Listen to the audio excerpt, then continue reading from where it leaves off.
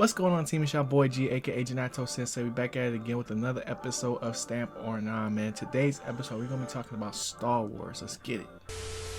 Alright, y'all. So y'all know I'm a big Star Wars fan. I've pretty much seen every single, Star Wars project that's, ever been released out to the world.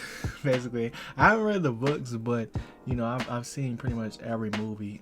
But in that process, like, I know pretty much everything that happens throughout this whole story and timeline through all of the different trilogies, man. But the first trilogy, the oldest trilogy, I realized that I never really sat down and watched the whole thing. Like, I never really sat down and watched, like, episode 4 through 6.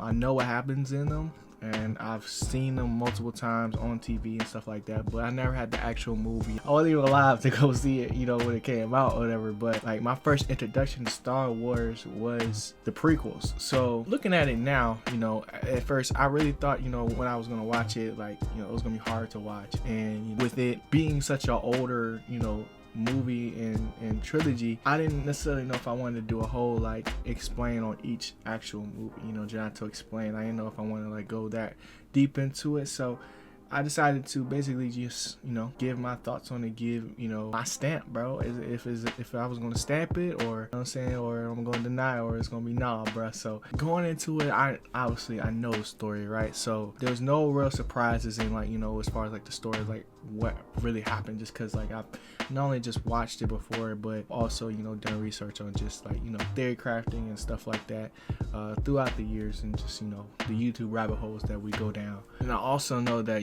this movie, for the time that it came out, like, it was like groundbreaking. Like, nobody else was doing stuff like this, and it really shaped like the Star Wars world around us now. If you look back to see how they actually created it, it's crazy how they actually did it, bro. It's actually crazy. So I had that, I took that into account as well while watching it. It actually like allowed me to enjoy it more. So I'm obviously going to give it my stamp, but as far as like the first impressions, I didn't think I was going to give it a complete like stamp, just because for me, I'm more of like, my favorite movie out of all of them, is Revenge of the Sith, and the prequels are my favorite era. So going backwards, it's kind of difficult looking at it now, even though they've been remastered and it looks really good for what they did. It's like, when I'm watching it from a different angle. Like, I'm just like, not necessarily just here to enjoy it, but just look at the little things that like I noticed, like people falling before they actually get shot, or explosions looking kind of funky, or just a lot of special effects that now, like the stuff they're able to do now, bro, compared to back then, it's not even in the same book. And for those movies to still hold like more weight to me than the newest trilogy, that says a lot, bro. Because like with episode 5 through 6, bro, it's a complete story. It completes the Anakin Skywalker story, just in general, like just his era. And I almost shed a tear, bro, just because of how it really was. Like, it was never about like how cool this movie looks. Like, they focus mainly on the characters, bro. And the more recent Star Wars, like, there's no depth to these characters. There's a lot of theatrics, there's a lot of special effects, and just eye-catching things that happens within these movies. But like, as far as like fleshing out a real character, like, nobody does it like the first trilogy, bro. Like, honestly, even from like characters like Yoda in this, like, there's a difference. This is a different side of Yoda. This is old.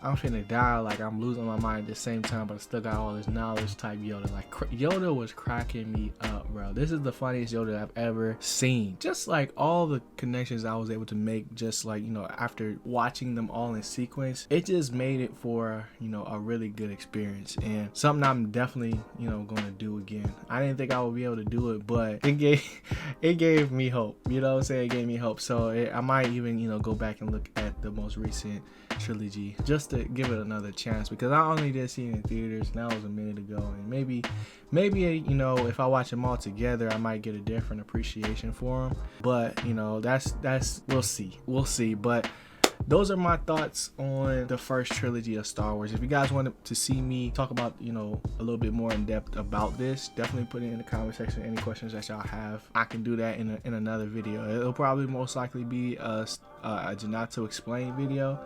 I'm thinking about actually doing like a ranking of all the movies together, just those in the trilogy, and then we can do a side one within, you know, just the extra, you know, movies that are out there that, you know, are not necessarily a part of the original trilogy. So yeah, man, hope you guys enjoyed the video. If y'all did, slap that like button down below for your boy. Subscribe to the channel for more, and I'm gonna catch y'all in the next video, man. Y'all know the vibes. Always keep growing, so you're gonna speed boy G. I'm gone. Peace.